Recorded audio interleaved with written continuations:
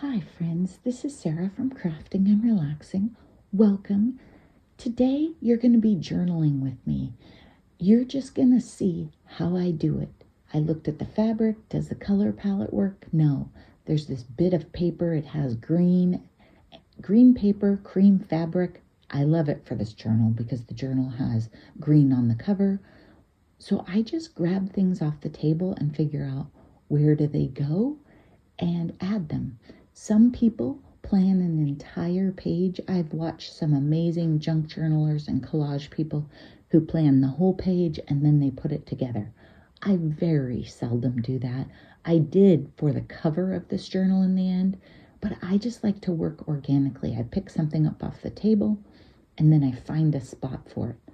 Sometimes I decorate page by page, but honestly, almost never.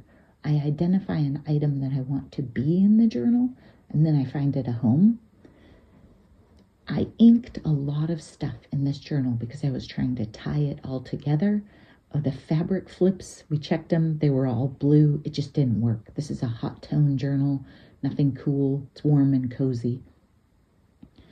There was a bit that I had been hauling around, and I'm using a lot of glue stick in this because there's different papers. I'm gluing onto like a rice paper, and I didn't want it to seep through or show through. A lot of thin papers. This one is like a close to my heart scrapbook paper, more like 90s paper, not thick cardstock. So again, just adapting to whatever items I have and switching back and forth between art glitter and glue stick. I wanted a torn edge, but I didn't want to give up much of the paper, and I just couldn't get a hold of it, so I used my tweezers a little bit. Then I'm inking the edge because it was too white, just changing it up and making it work for the journal. There we go, tiny bit of art glitter glue on the edges. I got it a little too thick, so I knocked it back. And just looking at different things and saying, okay, where will they go? I did a lot of torn and inked edges to help with that worn vintage look. And I didn't want to leave, a plain page that you couldn't really write on. On this pattern, you could staple on it or collage on it or glue on it, whatever, but you couldn't really write and be able to read it. So those are the pages that I more commonly cover up. That way the recipient can write on the blank pages or whatever. These kind words, I think maybe Nancy stamped those and sent them to me. Forgive me if I got the wrong person. So I wouldn't, I'm cleaning up the table and having fun, but I wouldn't put kind in a journal like 5 or 10 times. So I just use one and then I set it aside and go, okay, we're done with that. I have gotten confused and put the same thing. If it's really bad, I cover it up or something. This box has all kinds of sentiments in it, but I decided we've got enough stuff out here right now. And I'm trying to get more layers. If I go straight to the sentiments or the small items, I just don't feel like it gets enough of a layered upon finished look. Maria sent me this tag in Happy Mail. It was a bit bent up. I don't know if it came that way or the girls did it, but I like it. It's great for a junky journal, and I just made it a little bit shorter because it was a nice tall tag, and it was on the table, and I thought it should go in here. Notice that I'm throwing away bits of paper. That thread ball is great. It just wasn't the right colors for this, so we'll use it for something else. And that's okay. I have sped this up 4 times. I'm guessing you figured that out by now. What I'm not doing that I probably should have done is actually putting things away, like every time. I think I did put the kind away when I used one, but the table would work its way to clean if I did a clean and tidy and journal combo, but I'm not great at that. So I'm inking the edges. It's scrapbook paper with those reddish keys, so it ties in. This is one of Bonnie and Clive. Our friend Bonnie down under, she makes these book page pocket things, and you've probably seen them on my channel. I love them. I absolutely love them. I won't typically put 2 of the same size in a journal, but I might put a really big one and a really small one, and they have pockets every which way, and they offer a lot of versatility. I'm using a cotton ball. I started using cotton balls to rub things down and glue them out. Then I have these sentiments that were, I think, like out of a 12 by 12 scrapbook paper, and they're on black. So I'm not going to use a bunch of them, but I'll use one or two. See, then I put the other ones away because I said, okay, too many. So I keep putting the sentiments in the sentiment box when I've already used them, which for me is, I'm so proud. This piece of paper, I can't figure out where it goes, but I want it in this journal somewhere. So we're trying it in different spots. Auditioning, as my friend Katie the quilter says. There are lots of ways to make fun offset pockets and all sorts of things. On this one, I didn't make it a pocket. I just glued it down, and then I used my cotton ball and hit it with a little ink because one part was too bright. I'm really loving the cotton ball thing. And it's not one a day or one an hour. It's like one a week. I'm super frugal. Doesn't mean someone doesn't take my cotton ball. Sometimes I have to put it under something or in a box. And I figured that out by accident because of Zeus's ears. Because he will, now we've worked to the point where he will let me come in with a cotton ball now and then.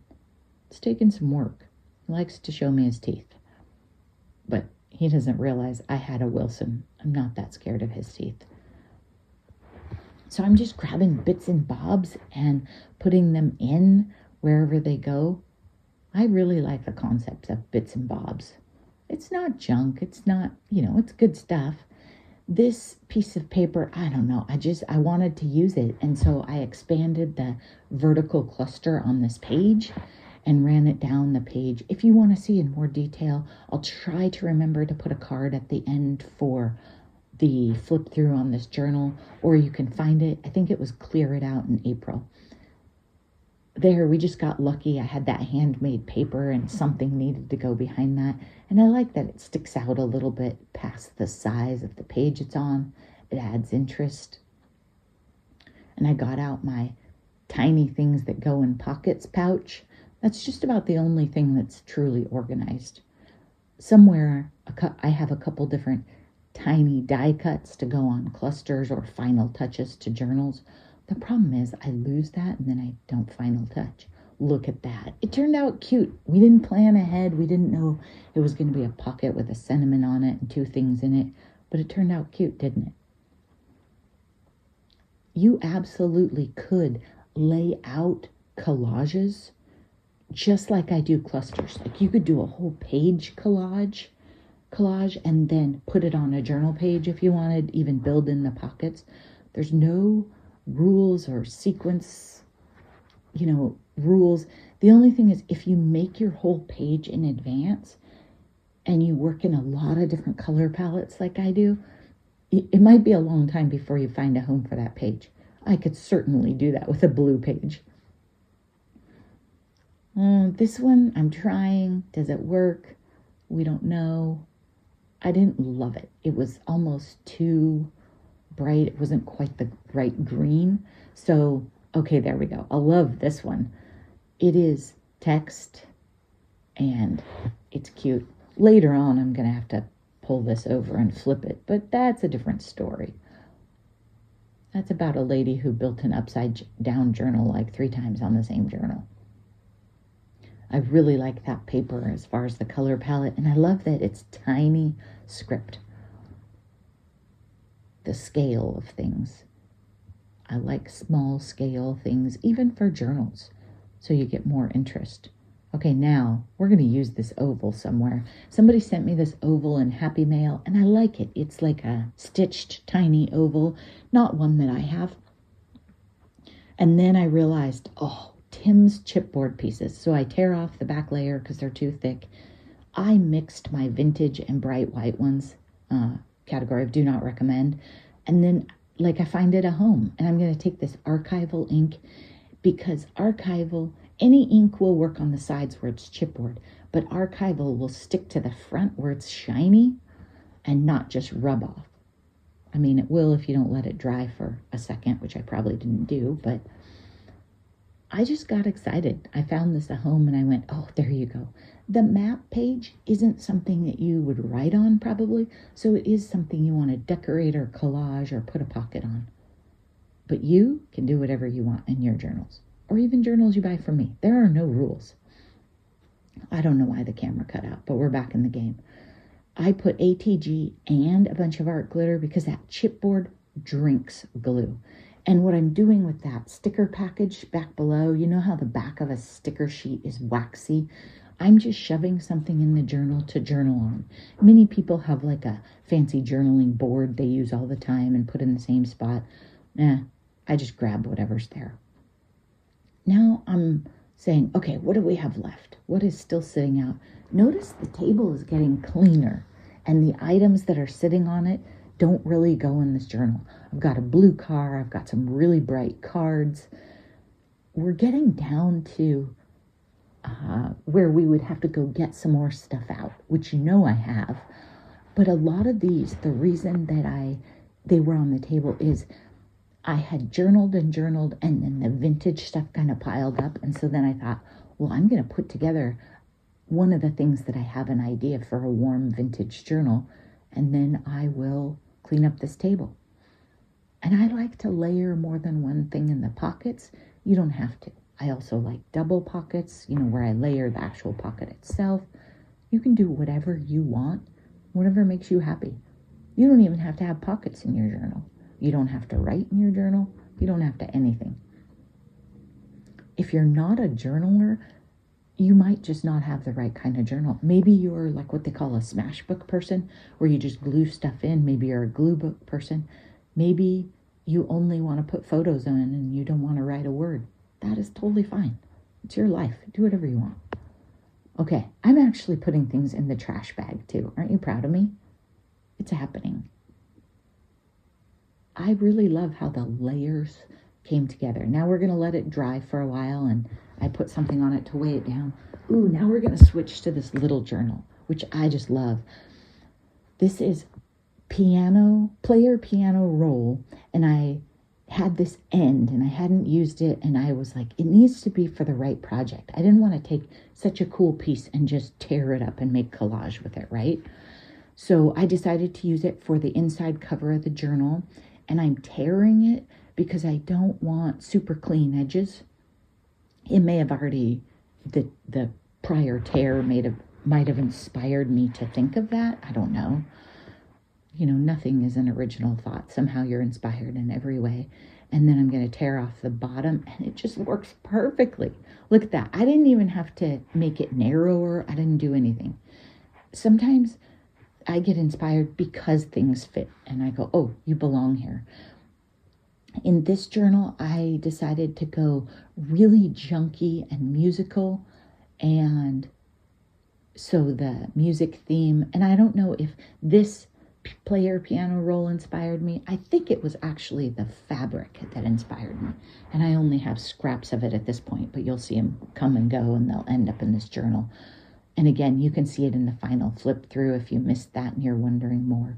I'm using a ton of glue stick because this is very thin and I was worried about getting ripples.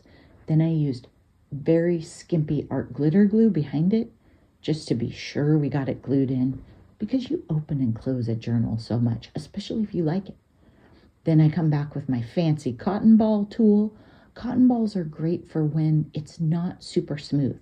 You're trying to get into the lumpy bumpies. You're not trying to remove them. You're just trying to make sure two pieces connect that have weird texture. Then I'm touching up the edges. I was a little worried about this as a product that would hold up. And so I didn't want the edges to catch and tear on things.